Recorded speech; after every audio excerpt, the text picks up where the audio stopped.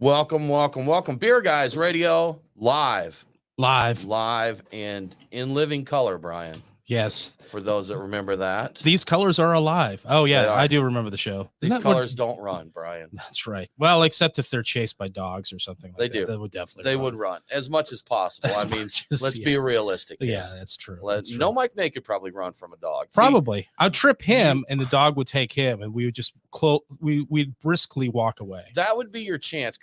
I got to say, they say you only have to be faster than like your most out of shape friend. If the three of us were getting chased by a pack of dogs, look, I can face reality here. I'm going down, guys. And your only chance would be, no, I could probably take both of you down pretty quickly. I probably could. Depends on if we see you coming. We might be able to get away. But if we're just there standing in a group and the wild dogs come at us, the first thing, Nate's going down. Yeah, sure. Because Nate will be harder to take down than you. Yeah, and you've only got the one knife. I'll see you knife him, and then I'll just run. So I wasn't planning on killing you guys. I'm just going to knock you on your butts. Well, I just, hamstring him. Now we know Brian's game plan, Nate. Well, yeah, I mean, it's nice. So can we agree, Nate, that we go after Brian? Can we team up to take Brian out, and then we'll split directions and confuse the dogs? This worked out poorly. Okay. All right. Well, we've got that plan down. So, Brian, it's warm in the studio today. We got a little sweat. This is going to be a Mexican lager tasting show, so I think it's appropriate. These are good hot weather beers. Yes, indeed. So, and with some news that we got, we're going to go ahead and go live. We're going to get this thing started. Please, any questions, comments? If you're sipping a Mexican lager or any other beer, let us know. And if you're Drop not, it in the comments. Go get one. Go get a beer. Yeah. Go get a beer. And think of which of your friends you would sacrifice to the wild dogs. Let us know. That's right. Let us know. Oh, Nate needs beer. Modelo. Needs beer. Modelo, the Especial. The impetus. Is that the right word for this show? Kind of, yeah. Impetus. Yeah. It's very much the inspiration for this. The inspirational. Was that enough for everybody to get a little of it? I got like half a glass, man. I'm good. You're using a bodega glass. I figured the word bodega is Espanol, so it was appropriate for drinking these beers. I'm gonna have to switch over to mine. It's still got some chilada in it. Yeah, cool. Chilada. Awesome, Nate. Let's do this.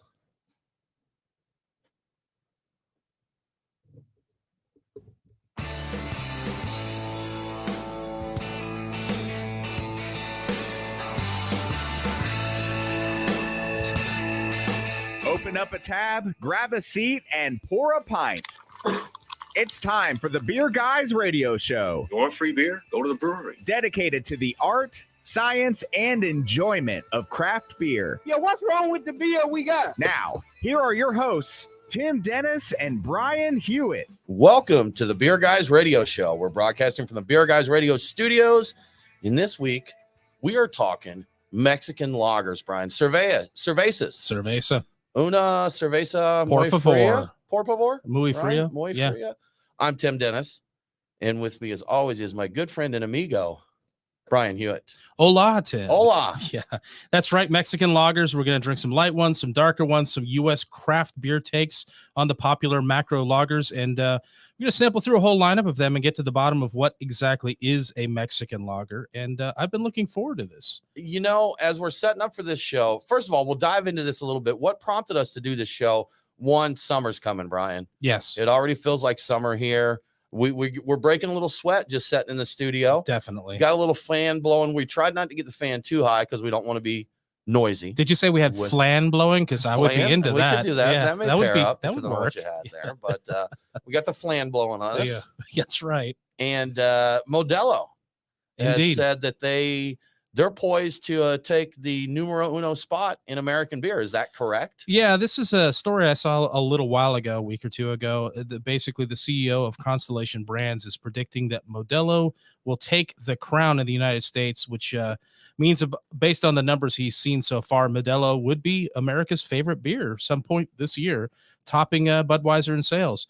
Constellation sales are up about 14% apparently this year, and it's driven by Modelo as well as Corona and Pacifico. So that was taken from, I think, Yahoo Finance. I happened to see that, and I'm like, oh, that's crazy to think of that. But I know that Mexican lagers have been on the incline for a while now. I did not know that. So this was total news to me. I didn't know Mexican lagers were were really getting that popular. I knew I'd seen more craft Mexican lagers, but I didn't realize mainstream wise that they were getting that popular. Now, is it Modelo Especial is the one? I believe. Well, are there other variants of Modelo? There is. Well, it used to be Modelo called Negra? Negra Modelo or Modelo Negra. I think they changed the order Okay. of the words. So I think it's Modelo Negra. So there's at least two. I believe I've seen, as with a lot of these styles, they also have interesting fruit variants. Like Right. Bud Light's got their lime, so they've got various fruit varieties. If you go to, well, honestly, convenience stores, that's where you see the lineup of these things. So I know Dos Equis has an entire mixed pack of just all it is just fruit beers. So I was like, oh wow, okay, yeah. So it's Mexican lagers, but it's also a lot of other stuff on top of the Mexican lagers. So as you and anyone else that is a regular listener to our show knows, I'm a Michelada fan, Brian. Yes, and I brought a couple in, and curse me if you will, the Bud Light Chelada in a can, I'm okay with it if it's what's available. Now I definitely prefer one crafted up at a cocktail bar or my favorite taco stand, but the Bud Light one in a can will do in a pinch. And I actually, when I was stopping to get those, I noticed, I believe it was Modelo had some different Chelada recipes, and they had a mango version, a mango Chelada, but I don't think Chelada, there's Michelada and Chelada. I think there's a difference. I don't know what that is. I need to Google it. Okay. But I think that it's not necessarily tomato. Okay. But this one, they had a mango, and then they had another one that was like orange and grapefruit or orange and tangerine. Okay. And that's kind of in keeping with what I've seen, I see lineups, and we went for a lot of the taller canned varieties of these just because I'd like to try these without them being light struck and as fresh as possible. So makes sense. Seriously, the freshest place to get the Mexican lagers is probably a convenience store, and the best format is probably the tall boy. Probably. I would bet they're moving. I bet the ones in the little slider rack there, they haven't been there for years. No, they definitely have not. And they were well picked. The places I looked, they were well picked over. So I know the stuff moves. I know it's fresh. Yeah. Or as fresh as it's going to be. So, and I think you said all told, and we'll talk about some of the ones we've got here, but we've got like 12 different takes on Mexican lagers to sample. For those who aren't aware that Brian occasionally tries to kill us. Yeah, I do. We were talking about the setup for the show, and he's like, well, we've got 12 beers. He's like, so we can drink 3 in each segment. Probably don't need to drink 12 beers in an hour, man. Well, I figured we could sample them. I thought we might do smaller pours, but then I immediately filled my glass. So. Of course, smaller pour. Yeah, we can talk about the ones, Brian. We can give a good overview. We don't have to sample them all. Sometimes we do these shows, and we'll do a blind tasting. Yes, and rank them. We're going a little more Nate, we're going a little more casual with this one. We're just going to sample them. We're going to talk about the style. Very broad term, Mexican lager. So you got your Clara, your Pale Lager, Vienna Lager, Brian. Yes. And I don't want to use up all our discussion in the first segment here, but we'll dive into more of that to the many definitions, many different flavors of Mexican lagers. Indeed. There's a lot of variety here. Surprising amount of variety, more than you might expect. Sure. And along the lines of what you were saying, we are drinking the Modelo Especial now. Yes. What do you think of this one? What are your tasting notes on this, Brian? So I hadn't really been thinking about it while I was drinking it, and I do have a little bit of the Chelada Clamato in my mouth. Still got that. I think this doesn't taste. There are some beers that are like super corny or super whatever. This just tastes clean to me, and I'll think more on that as I'm going. But this is enjoyable. I have no beefs at all with it. Have you noticed anything in your drinking of it, Tim? Apple. The acetaldehyde, I believe. Yeah, the acetaldehyde. Oh, take another sip there. See what you think. Look for some apples in your beer. Okay, it's basically a salad then, because I get a little bit of it. Yeah. Yes, it's. So I might have said fruity in this particular case, but I see apple in that, and I don't hate it. I don't hate it. I think I'm all right with that. What do you think? This is sweeter than I like. Okay. When I'm thinking of a Mexican lager or a light lager like that, it's a little sweeter than what I'm looking for this type of beer. Okay. All right. It's now that's the thing. These are incredibly popular in the US, but I think it's Modelo as a whole. There is the Negro, one that we also need to look at as well. Right. So Now, if they want to make this one sweeter, what they need to do is put some lactose and blend some fruit into it. yes, And then I'd be like, this is delicious. yeah, This is delicious. it's a creamsicle Modelo. If this was more smoothie, authentic, they need to pontoon this. this pontoon, Yeah. the authentic Mexican creamsicle ale. I mean, that's Sure. or lager. Excuse me, a lager. Absolutely. It'd probably have to have some chili powder on it. The You know what? mango chili, right? We have, yeah, that's a good idea. I think we have a craft beer. It's coming up that does involve some chili powder in it. So that's going to be interesting. I'm looking forward to Okay. getting that one cracked All up. right. And Crazy. speaking of beers, Tim, you should tell us what the beers of the week are. Brian, we have a Muy Grande list Ooh. of beers to drink this week. And first, we want to thank our friends at the Nest for sponsoring this segment. Brian, Adam Silverberg from the Nest will be in the studio with us next week. Oh, how He's about going that? to hang out with us, talk a little bit. And, we mentioned summer's coming up, which brings the 4th of July. And the Nest does just a bang up 3rd of July celebration. So go ahead and mark your calendars for that. Fly on into Atlanta. Yes. Come on into Atlanta, hit the Nest. And I haven't verified yet, Brian, but we typically see whole smoked gator Typically, yes. at their 3rd of July celebration. So we'll see if that happens again this year. I did send them a picture of a gator with a turkey wrapped in bacon in its mouth, like an apple or something like that, like a little Sort of a turducken. Kind of a turducken with a Okay. gator. I'm hoping to see that. Okay. Yeah. They said they were taking notes. I did see that. They are. So we'll see. But anyhow, Brian, some of the lists we got in breaking with tradition here for the most part. We have quite a few macros on our list this Indeed. week because of a lot of the popular Mexican lagers in the U.S. are macros. We have Modelo Especial that we're drinking right now. We have Modelo Negra, which Brian, you said was formerly Negra Modelo. They did. I believe they flippy-flop switched there. Okay. the words. Yeah. We have Corona Extra, Corona Premier, and Tecate. And then from the craft side, we have a Tactical Brewing Elote Mexican lager, which I'm a little scared of. We'll see. We have Chihuahua Blue, which is a Mexican-American lager. We have Arches, some local flavor here, Arches Mexican Empire. I believe that's a Vienna lager style. I correct? believe so, yes. We have Stone Buenavesa, Terrapin Los Bravos, and from Iron Hill, a Lemon Cerveza. Yes. Very broad strokes there, Brian, of what a Mexican lager It's a is. large umbrella drink. Yeah. I tell you what, little fun. What do you think your number one's going to be? Oh boy. Making predictions. What do you think you're going to like? I suspect that I'm probably going to like the Tactical Brewing one the most. I just kind of shooting from the hip. I think I might But be Elote? All right. Yeah, Let's I think I might enjoy that the most, but we'll see. We'll find out, won't we, Brian? You are listening to the Beer Guys Radio Show. We will be right back with more Mexican lagers.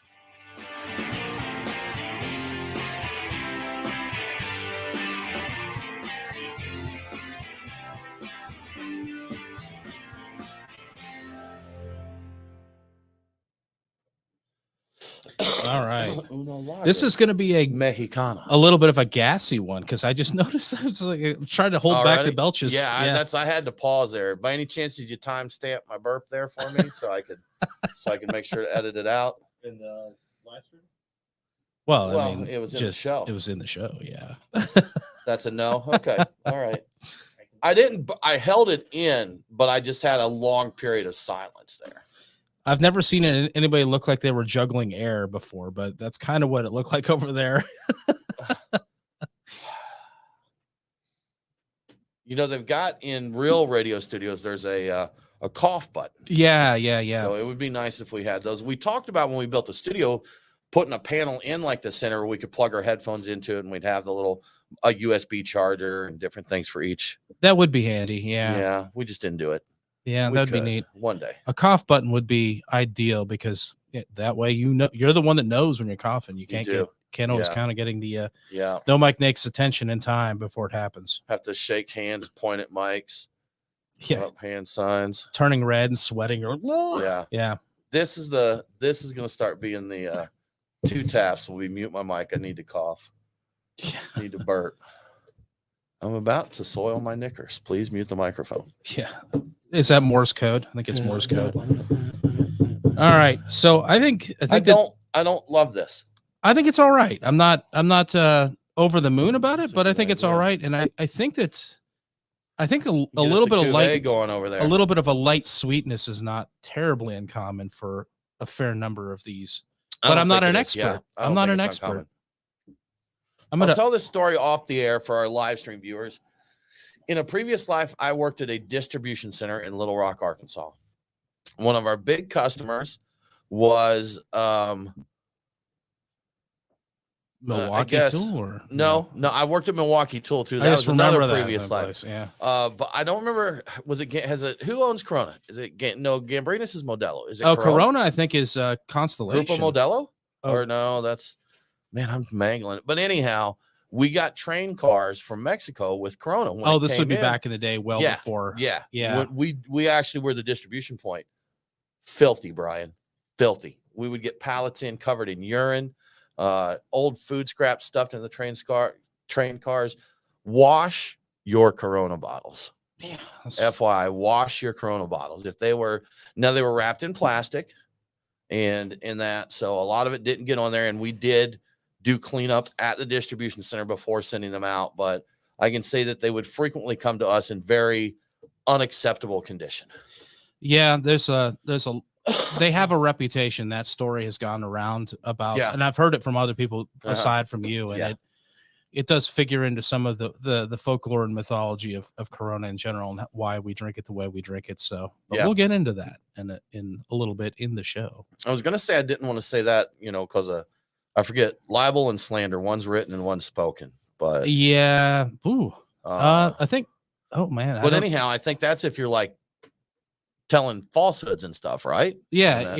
If it's not slander, I was there. If this is it's a first-hand account. Yeah, this is a first-hand account.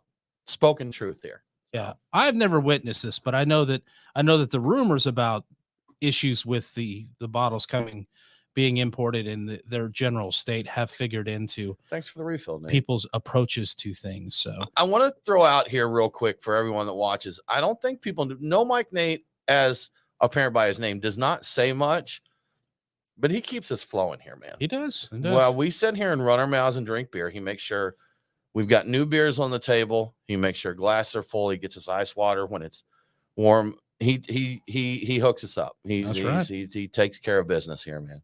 No Mike Nate the butler. No Mike Nate the man. The concierge. She's a full-on concierge. Concierge, man.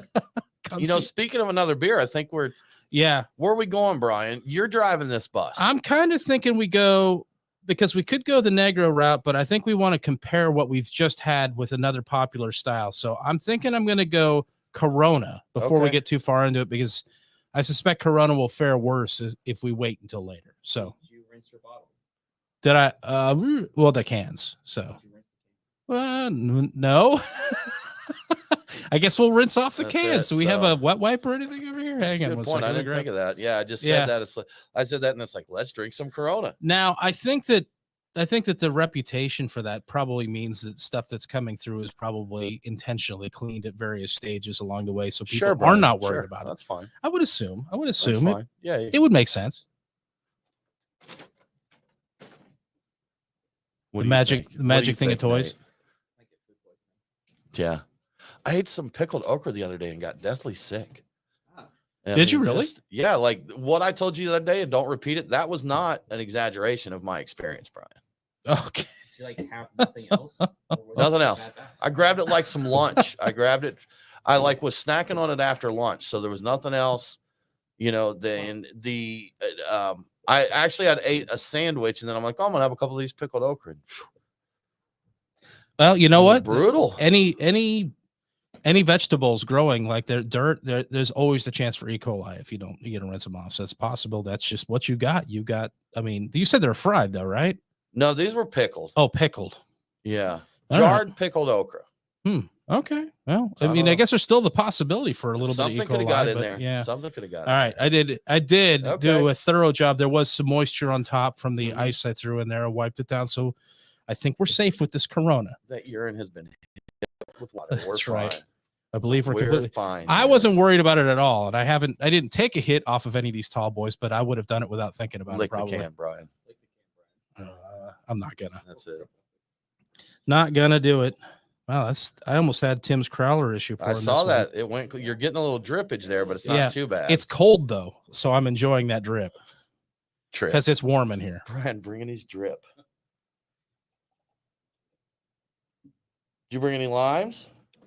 I did not. I right, didn't fair. want to. I didn't want to sully the actual flavor of it. I didn't want to give this an advantage that we wouldn't give to all of them. Okay, Also, I didn't all want to right. buy a bunch of limes. Fair. Let's just face it. I didn't want to get a bunch of limes.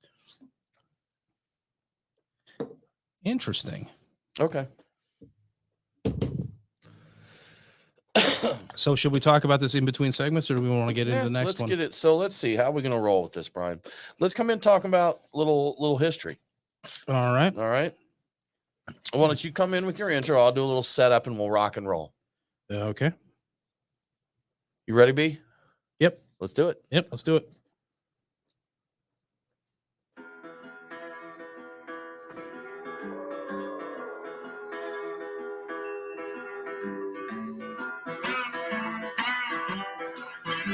Follow the Beer Guys on Facebook, Twitter, and Instagram. Your revolution is over, Mr. Lebowski.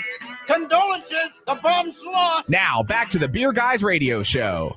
Welcome back to the Beer Guys Radio Show. Remember, all episodes are available on demand, so if you missed the broadcast, get the podcast. Beer Guys Radio is available on the Podcast Park and all popular and unpopular podcasting apps. Now let's get back to this Mexican lager talk. It is a Mexican lager adventure over here, Brian. We're going to drink quite a few. We're going to talk about them. We are. Yeah, It's a term that is used broadly for a group of beer styles. it is. And I tell you what, I know you did a little research on that. Can you tell us some of the styles that are encompassed in these Mexican lagers? Yeah. So it's kind of, it seems like the knowledge online agrees on, or the consensus online is there's kind of three real styles happening here under one big umbrella. There's multiple interpretations. There's a lot of different ingredients that can happen, but one of the keys to the overall group is drinkability, and another one is flaked maize. But overall, there's kind of there is the pale lager or clara that most people are familiar with. That's your Pacifico, that's your Corona, that's your Modelo. They're clean lagers with low bitterness. They've got high clarity, so no haze. These aren't hazy boys. It's not hazy. And of course, they're made with flaked maize. They're often sold in clear glass bottles for some reason, and I did not figure out why that was, but that seems to be tradition. I don't know. I guess that is iconic at this point. Would you buy a Corona out of like a green glass or a brown glass? Now they do have Corona Familiar, I believe, which is brown bottle, right? Which is usually a larger format like brown a quart, bottle. I think. Yeah, it's like a quart. Yeah. I really wish I would have gotten. Did you get a Corona? Corona? I really did. I did not get it. I got one that was billed as a limited edition Corona, and I got suckered by that. And I think I should have got the other one. So pale lager, Clara. We've gone over that. There is also the Vienna lager style, which I think is what most people think that all Mexican lagers really are. Not really, but a lot of them are. I would think that most people think it's the pale lager or the Clara. And I think more people, when you think of the masses and not just craft beer people, some don't even realize that a Vienna lager, if someone said, I actually heard one of the beers we've got is Mexican Empire from Arches. Yes. And someone was making a comment one time on a discussion forum and said, what are some Mexican lagers that I can get? I think it was a Cinco de Mayo celebration. And they're like, well, Arches has Mexican Empire, but it's a Vienna lager. It's not really a Mexican lager. And it's like, well, actually, did you do that actually thing? Actually. So yeah, Brian, I would flip with you there that I don't think a lot of people realize that a Vienna lager is a Mexican lager. I think that, yes, I think that I spoke poorly. I think that you are correct. People think when they think Mexican lager, they think Corona. But when beer people talk about it, it's like, oh, yeah, Mexican lagers are all basically derivatives of the Vienna lager. Not entirely true. In fact, like Dos Equis itself was a German Pilsner that just over time, I think they added maize to it. They changed the name of it.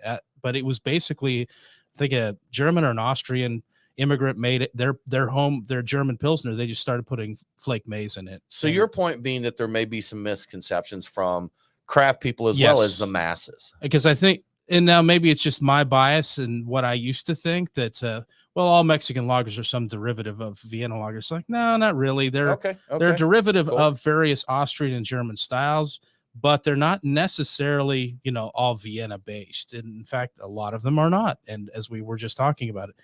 So the Vienna lager, they're the amber lagers in this context. They've almost always include corn or maize or something like that. And even though that's not a traditional ingredient for the original style, Dos Equis Ambar is one example of it, and it's even sometimes called a Munich dark lager as opposed to a Vienna lager. So there's a surprising amount of, it's pretty much German styles, Austrian styles brought to the New World, basically, and they've had maize or corn added to them to lighten them up and increase some of the alcohol, and with modifications, I think, to enhance drinkability. Was that possibly due to ingredient availability? I think there? so. I think a lot of times that's the way brewing kind of works, right? It was a more widely available ingredient. I think it was less expensive than the malts. I'm like, you don't have the German malts over here, so you could substitute what you have coming over with what was available. But sure, did you know what maize is, Tim, in the context of brewing? I only know it as corn, and I really thought that it was corn, just corn. Yeah, it's actually, yes, it's corn sort of, but it's corn, and I didn't know this until I looked it up for the show, but corn with proteins, oils, and other components of the corn removed to basically make it ferment out more cleanly. So like it's supposed to, if it's just maize, it should almost not be present at all. Like it adds, I see. it just adds crispness. It adds like some alcohol, makes it drier, that sort of thing. It completely ferments out. So if you add corn to it, I think you would get more residual corn flavor. And I suspect some of these also include like non-maize or non-flaked maize. I guess flaked maize would be the right thing to call it. So gotcha. Yeah. So overall, the third category, which I did not get into, is kind of the other or the craft one, and this is just kind of based upon the recent growth of craft beers making Mexican style lagers, and they frequently include things that aren't typically in Mexican lagers, like salt and lime and lemon and that sort of thing, which is kind of based on our consumption of those beers and margaritas, for example, that we happen to like. It was like, well, why not put that in the beer right out of the can? So we open it up that way. So that's kind of a new step in it, but it still kind of falls under that Mexican lager umbrella, even though they're really not. They're kind of an extension of the general grouping or style or whatever you want to call it. So yeah, I mean, so overall you're looking at clean beers. They're going to have some sweetness to them, sometimes corn sweetness, but not excessive.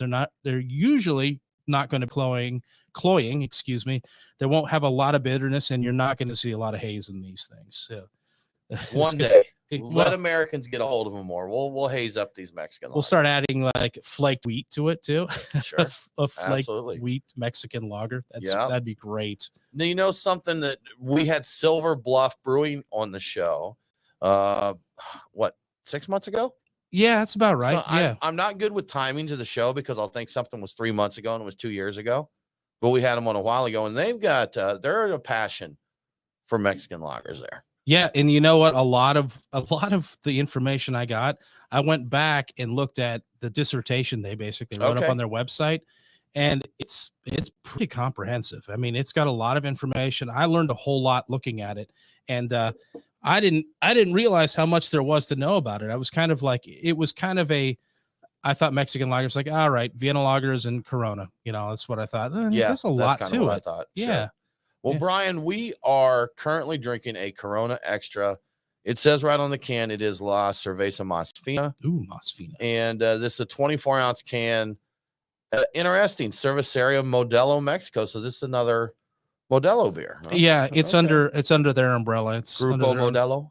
Yeah, I think I don't recall who actually owns it. I think the Corona is, if you go far enough, it's actually owned by AB InBev. So chasing it down, chasing the tree branches. Pretty much, which is part of what makes it funny is you think about, Modelo is going to overtake Budweiser as being the number one beer in the U.S. It doesn't really matter too much to AB InBev. It's just a different property of theirs. So gotcha. It's like, okay, we'll just do this one now. Makes sense. Well, Brian, this Corona Extra, what do you think of it? And what do you think comparing to your Modelo? I kind of expected to like the Modelo more just because it's kind of I think it's got a little bit of a better reputation, but I've spent so much time over the years at parties and things drinking Corona. This tastes actually Familiar. very familiar. Like, Yeah, I have a soft spot. I like this more than the Modelo. I do. I do too. Yeah. I don't think it's as sweet. I don't get that sweetness as much. I don't get that appley fruitiness as much. I love craft beer. Yeah. I love a good craft beer.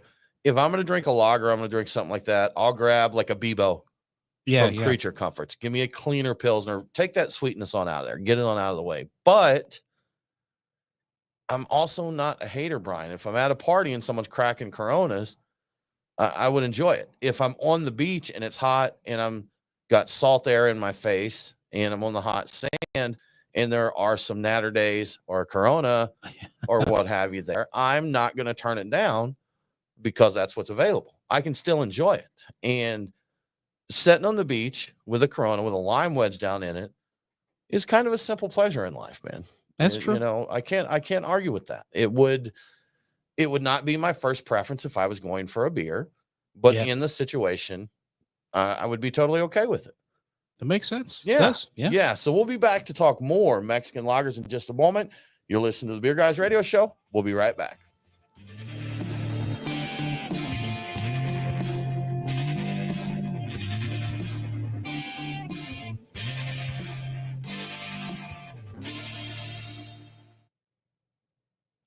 I was just thinking about how so the lime in the Corona is very much an American thing, or in the coconut. The coconut, I don't know. That could be anything. But adding the lime to it, and what I read is, kind of south of the border is scoffing. I think they scoff at the lime in it. I'm drinking it now the way it is. I'm like, you know what? This doesn't need a lime. What about adding a pickle to it? I mean, I would You've got big beers in a jar of pickles, Brian. That's you could have your point. South Dakota. Oh, that's right. Martini, South Dakota. South Dakota Martini. What was it called? Was it Martini? I hadn't thought of that, but is it? Yeah. What's that? It would be. Yeah. It would be all right. Yeah. I'd be okay with that. Yeah. Yeah, Well, yeah. we're. I don't know if we'll make it through all of them. I don't remember what style of beer it had to be. Was it just a standard It lager? sounded like or? it was just a Pilsner lager kind of beer. Okay. For them, Well, if so. we've got one left over, maybe I know I've got a big See enough what glass happens. for it. So. Oh yeah, you Yeah. can make it happen. Yeah. This. Drop a pickle. But getting back to it, I don't think this Corona really needs a lime in it. It's pretty tasty, and it doesn't have any skunk to it. I'm used to having a lot of Coronas that are a little on the skunky side because White bottle. clear bottles. I went for cans. That was intentional. And I think the lime is partially intended to mask some of that skunkiness from your clear bottles. Well, I do have some notes about We will that, discuss that. Is that what you're that saying? will be Okay. discussed. So Yeah. that is one I'm- operating this theory. Is fine. Yeah, this is fine. Mhm. You know what? That's a really good quote because it does feel like it's on fire in here. So this is fine. It actually is cooling down a little bit. I don't know if it's the fan or the cold cervezas, but It's probably the cold cerveza. yeah. So if you guys still want to get after it, Corona Familiar is actually packaged in 6-packs too. Is it in 6-packs? Okay. Okay. I kind of want the quart though. I kind of want the brown bottle quart. I thought about getting it, and then I thought, well, I want to get some other stuff, and if I get that, the response is going to be, "What on earth did you do?" And then, I think my understanding is the Familiar, which I think is what it's called, is a little more higher gravity. It's going to be sweeter. I think you wouldn't like it as much. Okay. I think you would not. Probably not. Just yeah. based upon the description I read about it. But I'm interested now to see the premiere because, I mean, I actually kind of like the Corona as is more than I expected to. I don't know if it's nostalgia or whatever. Yeah. Like familiarity. I mean, honestly, because I spent so much time in so many places where Corona was the drink that was available, and I drank a lot of them. Yeah. Did you do so with the lime in the bottle? Did you put the lime in the bottle, turn it, invert it? Sure. Yes. Okay. Every time. man. Yeah, I drank a lot of Coronas. And then back in the day. you move the thumb a little bit and you spray it Get into the your little mouth if it's gonna, Well, if you're partying, sometimes like every fourth one or at Yeah. least one a night, you just shake the bejesus out of it, and then spray it on other people. and you yeah. gotta be screaming woo as you do it, of Yeah. course you do. and everybody will laugh with you, and some of your bros will go woo, but really they're thinking, why is this guy spraying beer on It's like, everybody? oh, I'm gonna be even grosser at the end of the evening. But no, you know what? That would be if they were sober enough to be thinking seriously. Sure. If you're getting to the woo part of the night, then everybody's probably had a few drinks. You just start the party like that. People would react so much differently. Yeah, so, woo! Everybody gets hosed out. Walk into like a church potluck. Woo! Oh man. Yes. Sorry, Father Smith. Right. Yeah. That's what I want for my funeral, Nate. He's like going, walking to the funeral. Over the pallbearers when they're coming.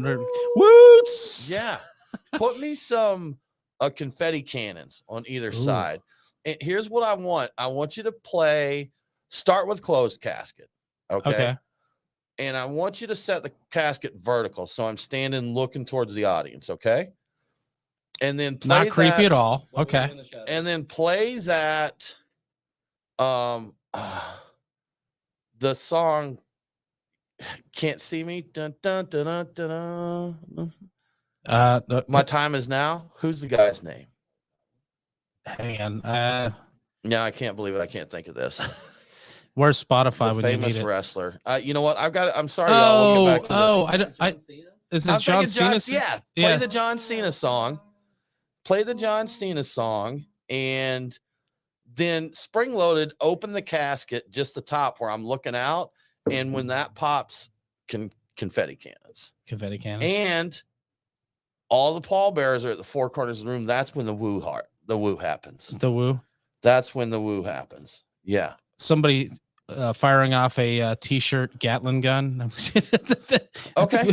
Thank you. Yeah, I hadn't thought of that, but yeah, let's do that. So it's something where you're just rolling a crank and just firing t-shirts. That would be yeah. Let's do that. Nobody was left seated. They were all knocked out of their chairs by flying t-shirts. Yeah. Let's do that. I'm trying to do something. Are you trying to find the I don't know what the actual song is, but I know what you're talking about.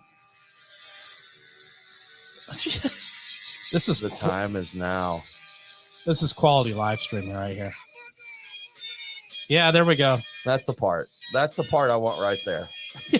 Yeah, and then that pops. The casket pops open. I was thinking the casket pops open and it looks like your hand is attached to it, but it's like it's. Wait, did you just throw a Nazi salute? No, no. You're wanting me to salute? No. Like the casket pops open and I do that? That was not where I was going. No, Brian. In there, you're wearing a trench coat. You're wearing a trench coat. It's attached to your hand, and when the bottom pops open, you flash everybody. Ooh. And then there's right. Okay. See, this is good. Not Nazi flashing. Can you much better? Make it remote controlled where it can keep doing. You know what? Make it where I fly, like each hand, like a bat with the. This is getting very involved. I wonder how expensive this will be. Look, if you guys are friends, I'll leave the money to get it done. Okay. I'll make sure it's covered. All right. I'm gonna be checking that will very closely as to how much was budgeted for caskets. Yeah. Because this is very important right now. Now you guys do have the back cloak trench coat, right? Yeah. Oh, I'm sorry glitter. about your friends passing. How is this? Every time it opens, glitter gets thrown out. This is the best funeral ever. What's the New Orleans one called? A fourth line or something like that? Second line? I don't know. The marching funerals in New Orleans. I think it's. Are you thinking about the Ghana Says Goodbye or no? Oh, it's a different thing. No, that's different, but that's great too. You know what? Get those guys as well. Well, that's how you get there. Yeah. What is the name of that song? Yeah. What if you did the glitter cannons after the wooing happens? So everyone's like covered in beer and then they're covered in glitter. Well, I said confetti cannons, so we can do the confetti cannons and then the glitter cannons. Steven, I hope you're here enjoying all this. Cheers from Cadillac. Good to see you, man. Thanks for stopping in. We're just playing in my PC Masters Homebrew Club. Hey guys, normal beer show stuff. So our brew style. Okay, yeah, for makes sense. Yeah. Steven, what styles did they brew? What all did you get under that classification for Mexican styles there? I'm curious to see what others are. Well, he's answering that. Are doing and brewing. I think. Are we ready for another? Yeah. Cerveza? Do we want to stay? We want to stay macro, or do we want to? Should we go? We probably should start getting in the craft. At the rate at which we're going, we should go craft. Let's do the elote beer so I can hate it early on. Okay. I think that I may have two of them. I think one of them's in the fridge. So PC Masters Homebrew Club. I'm surprised by doing, this. You're a fan of elote, the Mexican. street corn, I am, right? but I don't want it in. I like pizza too, Brian, and Okay. Mexican pizza, Brian. Taco Oh Bell. yeah. Taco Bell. Wait. Oh, we don't have any. Oh, we should have gotten some Mexican pizza. I mean, that's very authentic, right? I mean, It that's is. Oh yeah, definitely. they serve that. Yes, right. Absolutely authentic. Just like Mom used to make. Yeah. I like the can art. I do enjoy the. So is it an elote? Is it supposed to have the taste of elote in here? Or are they just saying? I think it's flaked corn, tajin, and lime. tagine. Yes. All right. So this is the third category of beers that we were talking This about, one's which is much headier. Oh yeah. You got more foam on this. That was one comment I was going to make on those couple of macros that we had. Really no head at all on those. And I never really paid attention if that was. And you're right, Brian. This is a gassy show. It's a gassy show. Yeah. Oh. Styles that he made. Mexican. Quote Mexican. Thanks, Steven. Yeah, Very that helpful. clears everything Thank you so up. much.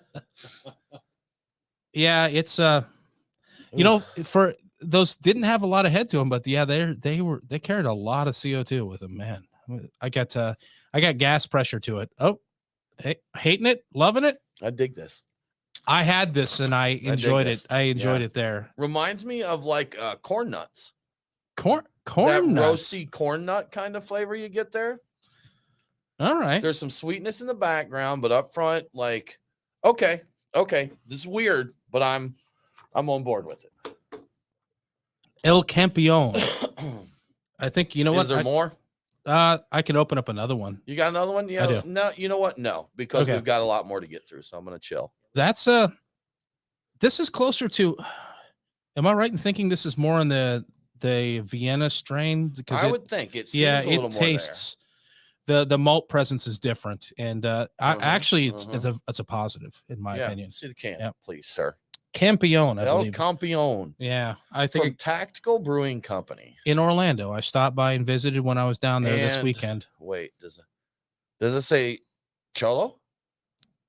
I think it's a collaboration with a Cholo LS? restaurant. Is that a restaurant? Yeah. Okay. I think it's a Mexican restaurant All right. down there. They collaborate. I don't know the restaurant. I didn't go to it, and I was Okay. only there for a few days. It's got a luchador. the On the front luchador of the label there. is great. Yeah. Yeah. All right, Nate. Let's get. All right, what do we got here? That's some great corn Talk flavor. about there. everyone use Mexican. Okay.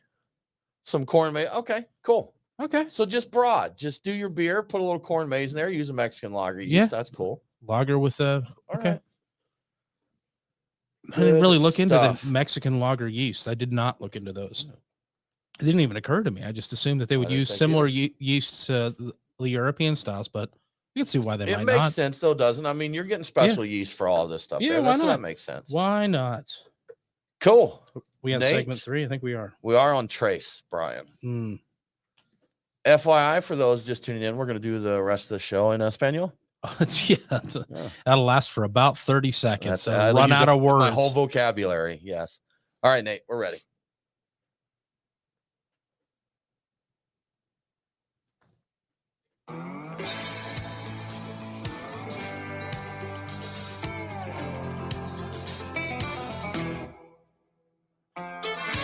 Follow the Beer Guys on Facebook, Twitter, and Instagram. Next Friday is Hawaiian Shirt Day. So, if you want to, go ahead and wear a Hawaiian shirt and jeans. Now, back to the Beer Guys radio show. Welcome back to the Beer Guys Radio Show. I want to give a quick shout out to one of our great radio affiliates, Success 105.7 on 95.5 FM and 105.7 FM in Tulsa, Oklahoma, if I can get that out. Catch Beer Guys Radio on Success 105.7 every Saturday at 3 p.m. and Sunday, bonus, 10 a.m. Now let's get back to Mexican lagers. Mexican lagers, Brian, we are going to talk some about the history. We've kind of given bits and pieces here. And as we've kind of set the stage for this, Mexican, German, and Austrian immigrants Yes, came to the New World, Texas down through Mexico, correct. settled there, and they brought their brewing traditions with them. Correct. We talked to Shiner Brewing not did, long ago, the yeah. Shiner Bock, classic beer inspired by the settlers there. But would you tell us a little bit more, Brian, about these traditional Mexican beers? All right. So, yeah, a lot of people think that the brewing really started, with these immigrants. to be fair to the people living there beforehand, they've been brewing some form of alcoholic beverage, beer-ish like. But the it's actual going beer is new with the settlers. Is that correct. correct? Like it that started around the 19th century or the Okay. 1800s, All right. but they were brewing stuff prior to that, going back to 900 BC. So just a little shout out, letting those people, don't want them angry. at us. Respect. Yeah. So yeah, like you said, the Austrian and German immigrants coming to Texas and Mexico brought with them their European recipes, and they were, at the time when they came over, they were brewing beers that were closer to Vienna lagers. They weren't doing as many of the Clara beers as they do now. So in 1890, a significant thing happened. Cerveceria and Quadamec. But yeah, anyway, they opened and they brewed. Thank you for that information, yes. Brian. Cerveceria, there's accents in there. Cuauhtemoc? Let's go with that. Cuauhtemoc. That sounds good. I could not get closer than that. They opened and brewed a Czech Pilsner called Siglo XX, which would eventually evolve. Dos Equis, right? Yes, it would. Siglo Dos Equis. Yeah, it was renamed Dos Equis, which means 2 X's, and the original name was a reference Espanol name. Yeah, that's right. All that Espanol. The original name referenced the 20th century, so which I noted. It was basically their way of saying they were talking about brewing a beer from 100 years from now, like It's the beer of the future, right? And I thought about it. I'm like, they were really close to it, in terms of the time that they did it. So that 100 years in the future would have been 1990, and their beer, that sort of beer, was really taking off in the 90s. Okay, so they predicted it. So that is kind of the way things were. How it came to be, it evolved over time. Because what we were talking about with the ingredients, the maize being readily available, more cost effective, that sort of thing, they added it to the beer, and you wind up with stuff that's really, really crushable in warm temperatures. So it's an ideal situation. We took these Pale lagers. They probably took their pilsners or whatever that they brought over with them, and then added the flaked maize and such, and boom. That's what we've got there. You try it out, see if it's going to work. Like, we don't have as much malt. You after the fact, you drink it and you say, hey, this worked out well. I can drink this. Let's go with it. And a new style is born. Yeah. And so you wind up with a lot more Claros, but you still also had some of the Viennas. And we're drinking a style right now that I think is a U.S. version of the Vienna lager, the Mexican Vienna lager. So let's talk about this, Brian. You brought us El Campeon, which is from Tactical Brewing Company, and looks like it is a collaboration with a restaurant called Cholo. If I'm reading the label, it's graphical text, so I hope I'm reading that correctly. But this is an elote Mexican lager, which has flaked corn, tagine, and lime in it. What do you think of it, Tim? I dig it more than I expected to. I knew I liked it when I saw it. I was like, I happened to be there over the weekend, and I said, hey, this fits in with the show that we're about to do. I'll bring this back as kind of a wild card. And I said, well, I might as well drink one before I bring it back. And I had it. I'm like, wow, this is something else. This is really something else.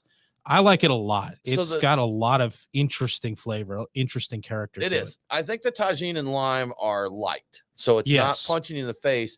But the taste I get in there from the corn reminds me of like corn nuts, like the roasted corn that you get from corn nuts there. I definitely got the roasted corn, or even a little bit of like almost like a smoked or like charred corn, a little bit out of it, which is extremely pleasant with everything else going on with that. Yeah. You would not think, if you're like, I'm getting notes of corn nuts in my beer, that would necessarily be a good thing, but this is tasty. I enjoy it. It depends on whether or not you like corn nuts, Tim. I guess so. I do like corn nuts, and these are easier on your teeth. This is easier on your teeth than corn nuts are. So yeah, they'll take a tooth out. They will. They definitely will. And you know what you're getting if you pick this up. If you pick up this beer and it tells you right there, look, we've got flaked corn, tagine, and lime in there, and you kind of know what you're getting into. So if you pick it up and you drink it, you would think these would be flavors that you would enjoy. Indeed. Yeah. And the other thing that was immediately noticeable, even though the color is not much darker than the Corona or the Modelo we had, the flavor has more of a kind of a malt presence to it. It's like, oh, this is definitely a change in direction from beyond just the other, the tagine and the lime and everything else. It's a change in direction from the overall base of the beer too. So, what are the ABVs here, Brian, on Modelo and Corona? Especial. Let's I want to see. say Nate, can you find us some ABV? I want to say they're in the see- 4 to 5 range. I want to see because I think if I'm reading this right, we're seeing a let's see. Nate has thrown me some hand signs I that think it said can't. 4.4. 4.4? 4.4. 4.4? Okay, we got 4.4 on Modelo. We have a 4.6 on that. And is that a 4.8 right there? Sounds like a 4. And a 4.5. Okay. I was gonna say I thought the El Campeon may be a little higher ABV, but it looks like they're all playing right there in that same 4.4.4.5. You figure with flavor like this, it's got to be packing some more ABVs. I would think so, but it does not look like it. It is not so at all. interesting. Yeah, I like part of me is like, it's weird that people are taking this, these traditional kind of group of styles and doing things with them. But I really like what they've done with it. I like the original Corona a lot more than I remembered liking it. And that's just dynamite. That beer is great. That's tasty. That's and as good. far as I can tell, I looked all over it. I didn't see any lactose in it. And that makes me happy as well, Tim. Right. Just don't do it. It's not a smoothie elote beer. It is not. And that would probably be weird. Brian, we talked a little bit about limes, talking about the history of that. And you said on limes, you said that's an American thing. Yeah. There's a lot of stories as to why and how and where and whatever it came up with it, but the thing that everybody seems to agree with is that the adding a lime to a Mexican lager is an American creation, and it's not a very old one. I think it maybe goes back to maybe the early 80s or late 70s, but there's a lot of theories as to why it started, and I'm going to run through them. To cover up skunk beer, which is something you'd already mentioned. That's what I think a lot of people currently do it for that reason, to cover up the skunkiness of the beer. And I think it's fairly effective at that, to enhance the flavor of it. And I'm going to say, I don't think you need to with Corona. Actually, Modelo, I might actually consider doing it, but with Corona, no, not so far.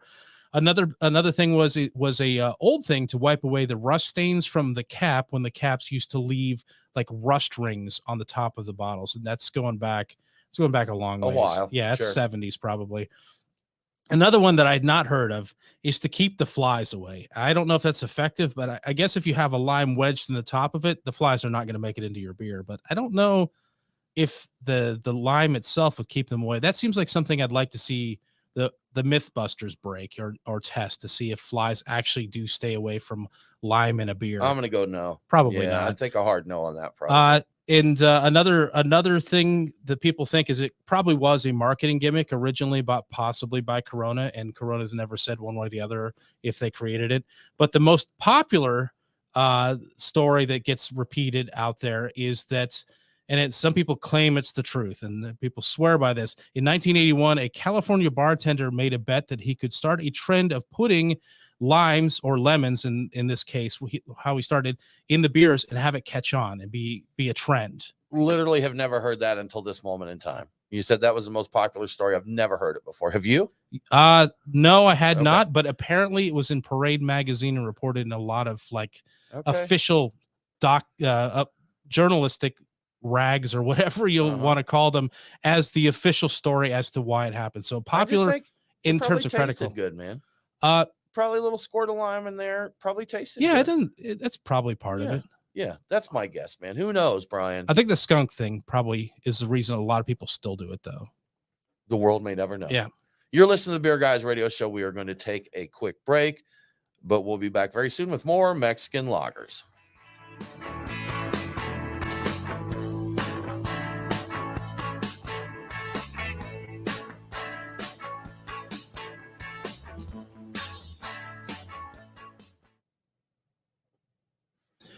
I will say that my claim as it being the most popular explanation was something I read being put forth as like, well, this is the most popular explanation. Lies. Like it was in Parade magazine and Reader's Digest and some other things. It was repeated several times and several the thing poppycock. Yeah. So haberdashery. Yes, plate, exactly. It just journals or writing magazines that have some sort of a claim or reputation as being honest or whatever. But nobody's ever been able to chase down the person who claimed that was the truth or verify any portion of Gotcha. it. So, yeah. Yes. Y'all, could you give us just a moment, please? We need to take care of some technical issues. Nate, would you mute us up there? And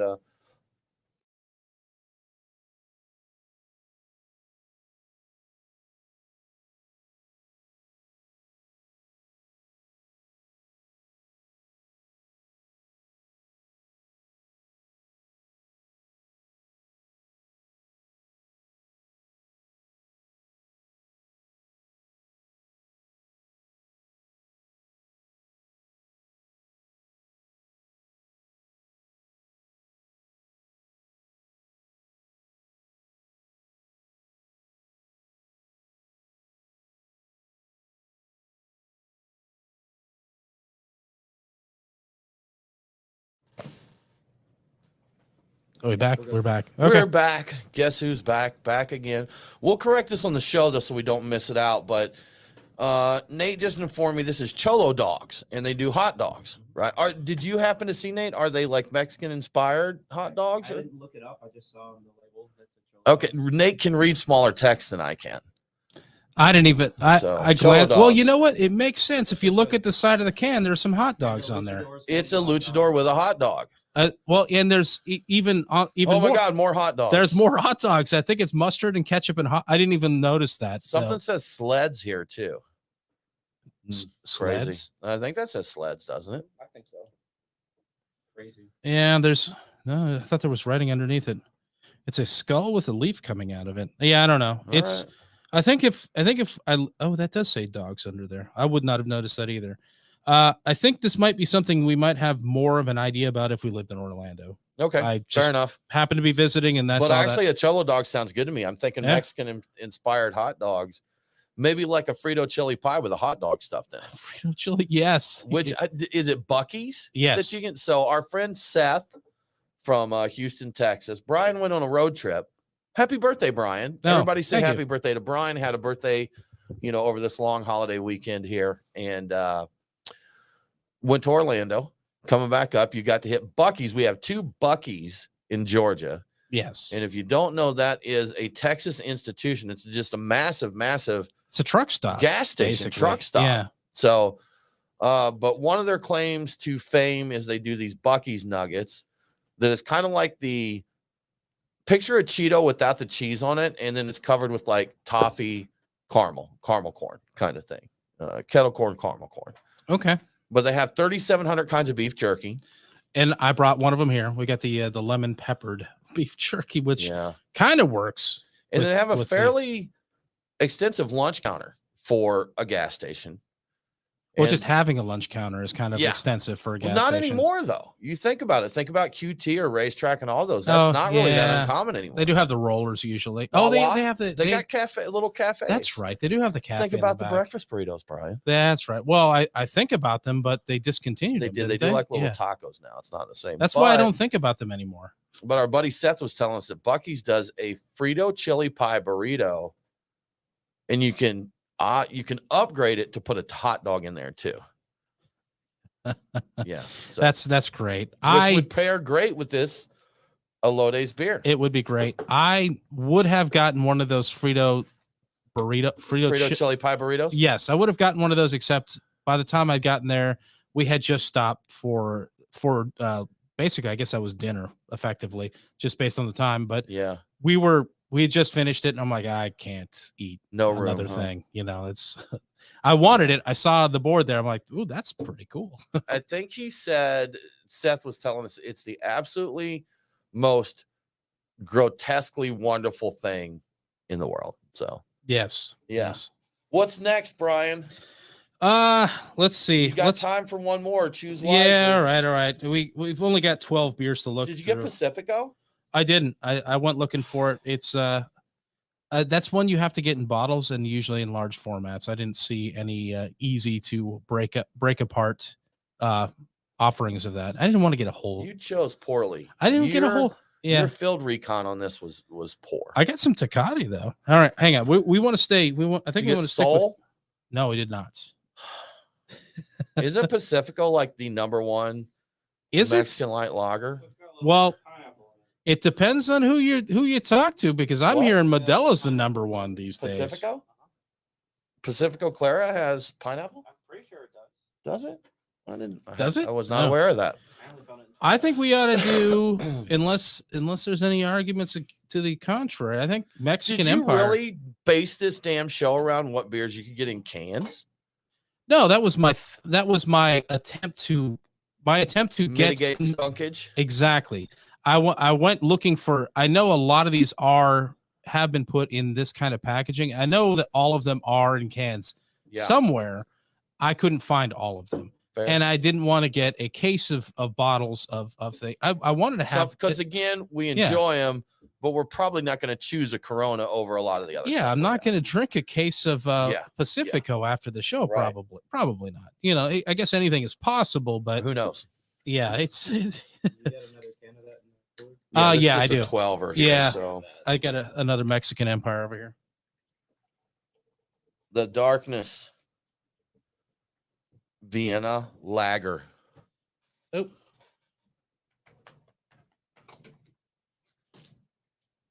Somewhere. There we go. Yeah, and this works out well because the first two were basically Claras, and the last two will be Viennas. Yeah, there's only so much show, and I really did want Sol. I did want Pacifico. I've got some Tecate. Yeah. If we wanted to get into that, that was another one I wanted to make sure I got. And I hit 12 and kind of a half and half of craft and domestic, import or macro, I guess is the If right you way to say can't it. start doing this right, then I'm going to quit doing absolutely nothing and letting you do all the work to set these up. All right, fine. I feel appropriately scolded. Brian drove 500 miles to get it down. New York over the weekend and heading back. Jenny Cream. Oh, yeah, Yes, nice. Yes. We've got, Stephen, we tried, other half did a collaboration. I think we've got the can up there. Jenny Dream. We do. Jenny Dream. Yeah. So they did a collaboration that in my younger days, that was probably one of my first introductions to beer, was the Jenny Cream snuck from my buddy's dad's fridge back when I lived outside of Syracuse. So I have a special, I really, really enjoy an ice cold Jenny Cream and would very happily, I would choose Jenny Cream, Brian. There are times when I would choose the Jenny Cream. Okay. Or the hams. Hams is a good one too. I like Yeah. that. Now I realize that there are times where I actually would like a Corona. Okay, fair. Hadn't really thought about Corona in Fair. a while, but I Well, like that Corona a lot. When we went to the King of Tacos here in Atlanta, Oh, El Rey del Taco. Del Taco, yeah. When they did their micheladas, I think it was just a Corona, and that is exactly what I wanted at the time. You know, Corona, you know, a little spice, little tomato, salt rimmed or tagine rimmed, I think. Oh yeah, probably mix. And it was on. Probably a mixture of both, right? Salt, I think tagine tagine together. has salt in it. Oh, does it? Or is it just the spices? Do you know? I don't know. Yeah. I know just enough that I've generally found that to be a positive thing. I think do. they've got a beer eat it on here with fruit. tagine. I buy this canned, they call it tropical fruit salad, but it's basically mango, papaya, and pineapple chunks. Okay. And I'll take that can and sprinkle tagine all in it. Does that can have salt in it? Is it salty or? It tastes salty. It at least gives, may just be the way it works the palate. Maybe it gives that impression. But I will say that I've never felt the need to add salt to it, that it tastes good. So it leaves you feeling salty, Tim, is what you're saying. I feel salty all the time, though. Yes, that's So, probably true. right, Nate? He's a bit salty, guys. He's a bit salty. Bit salty. Old salty dog. Salt Bay. Salt Bay. I'm your Salt Bay. Is there a guy out there that sprinkles tagine over it, gets all on your Probably. face like a instead of the t-shirt, it's like full on wife beater, and Isn't Spanish word for salt just Sol, like SAL? I think it is Sal SAL. Bay. Sal Bay. Sal Bay. Sal Bay. Oh It tanks out a bit. yeah. It's just a white V-neck t-shirt, right? Uh-huh. That's what he does. The other, it'll be a tank top, like a full on. The tank internet top. Yeah. foodies hate that guy so very much. He's it's unsettling. I don't know if I'd want him being around me with food. What about the guy that does like the huge food? Like the guy that just stares into the can? Cesaric? Oh yeah, you know what I'm talking about. He'll dig a pit or whatever, smiling and staring at you the entire time, or build an entire brick oven while staring and smiling at you.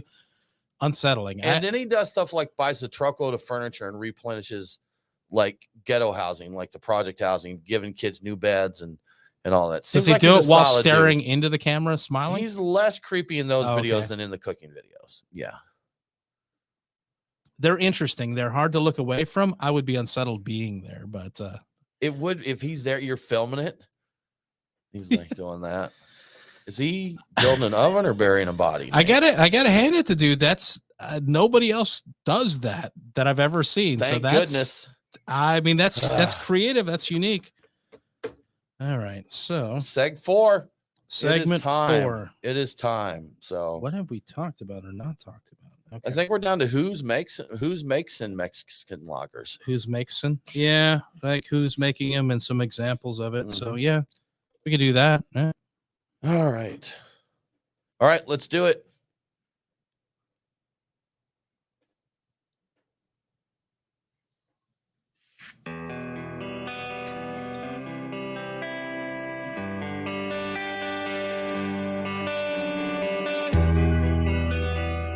Follow the Beer Guys on Facebook, Twitter, and Instagram. What in tarnation? Now, back to the Beer Guys Radio Show.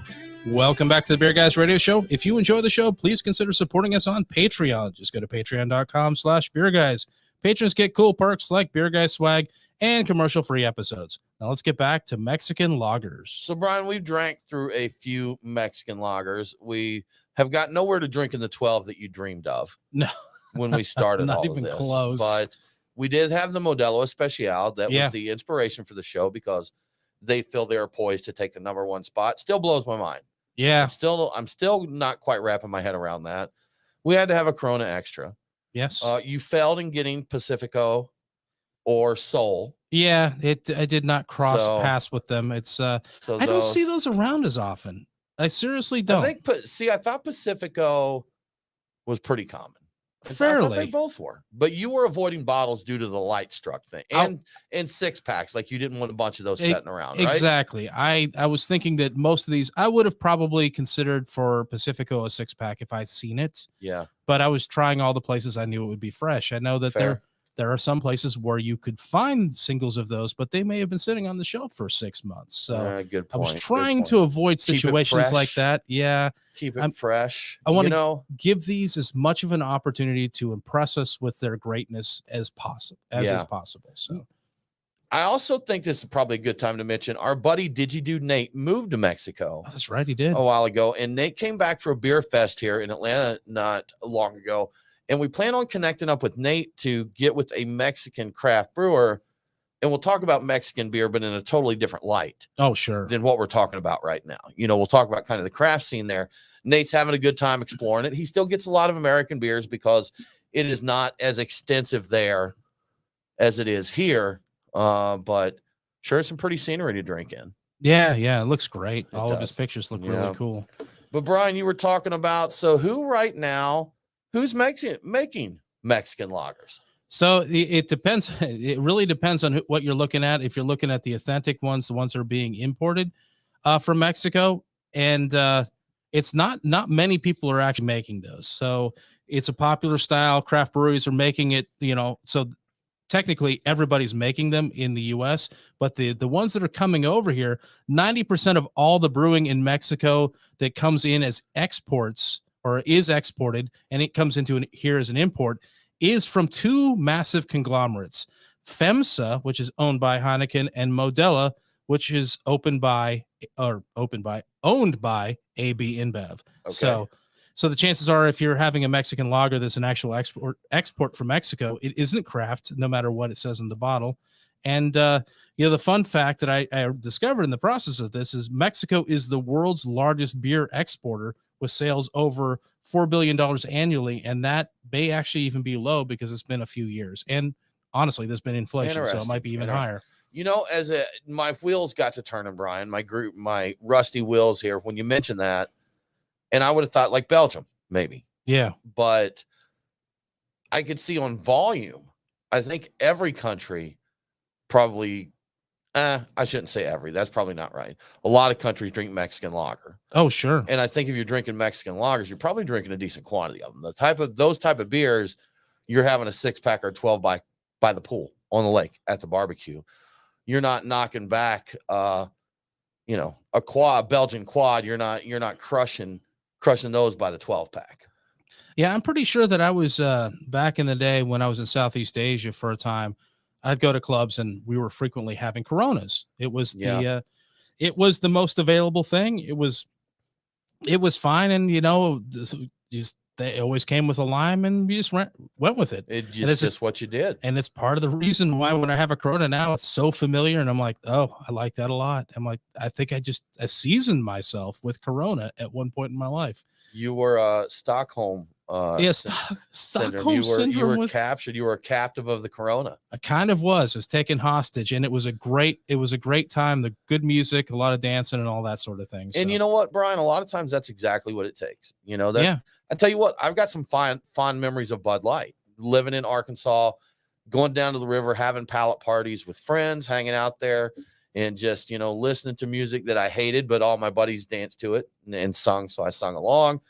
Drinking Bud Lights and just having a good time with friends. And oh yeah, again, you can't beat that. Would not be my first choice now, but a lot of nostalgia wrapped up into that.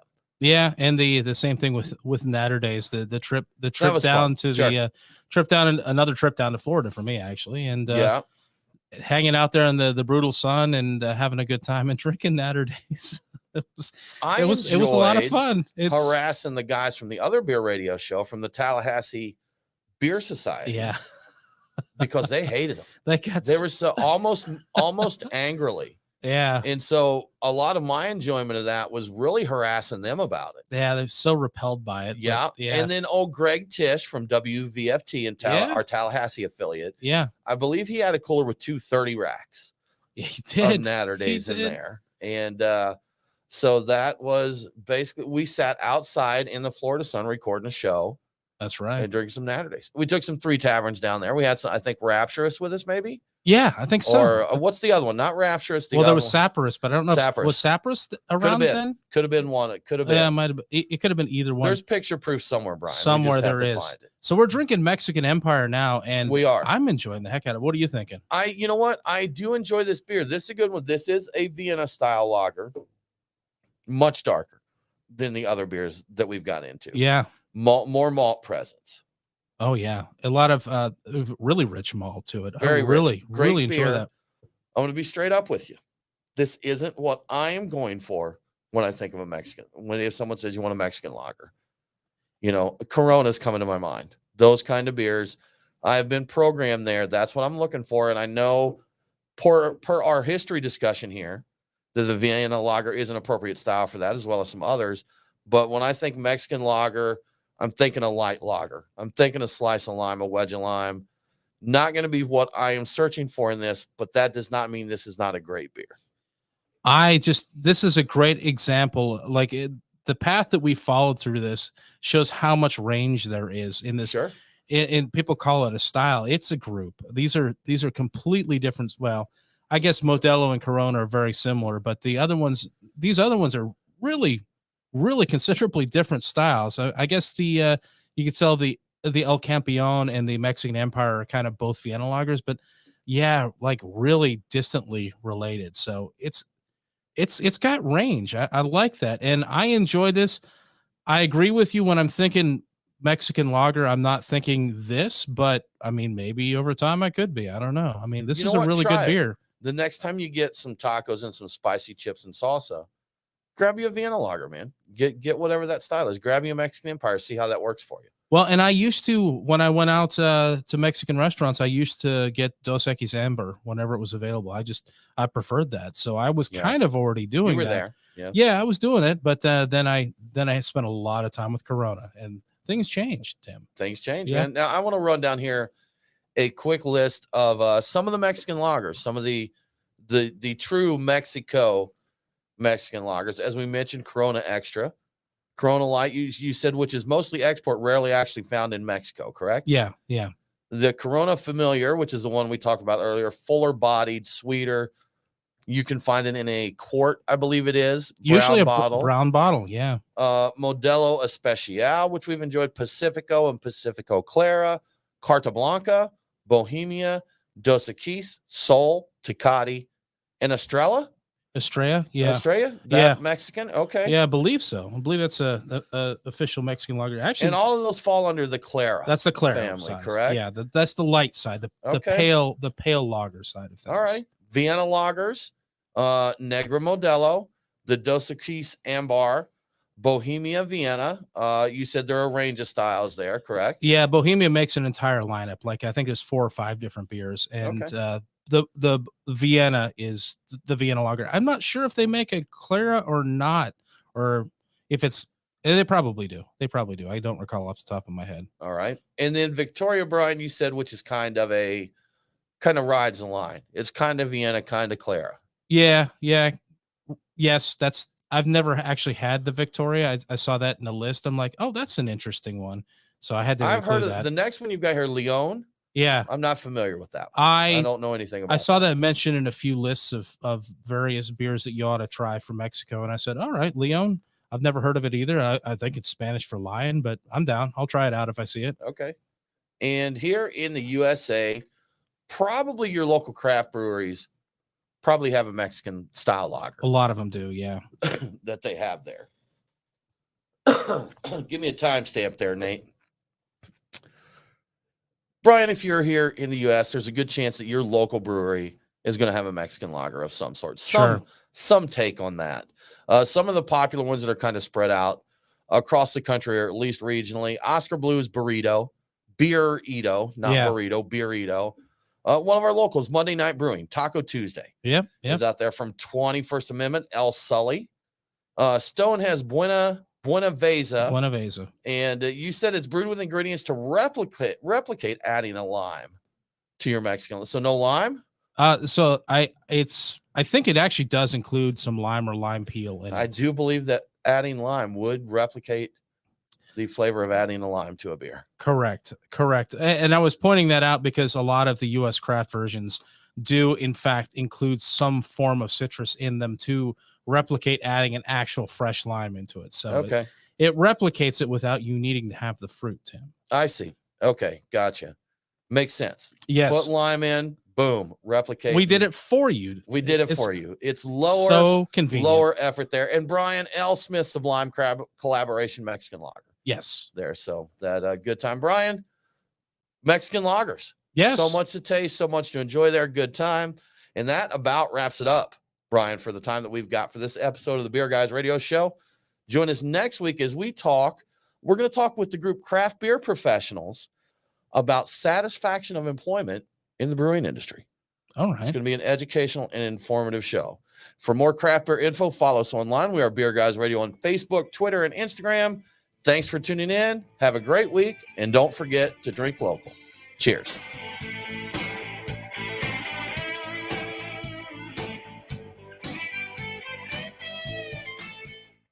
Clear. We did it. By next week, we should be done drinking all these Mexican beers I picked up. Yes. Facebook, YouTube, Twitter, Twitch, all of those. Thank you so much for joining us, riding along with our Mexican lager adventure. Come back next week. This is going to be one for the industry folks next week. You'll be interested. Steve and Pete, we hope we see you here. Tell your friends. Come hang out and enjoy the show. Have a great week, y'all. We'll talk to you soon. Cheers.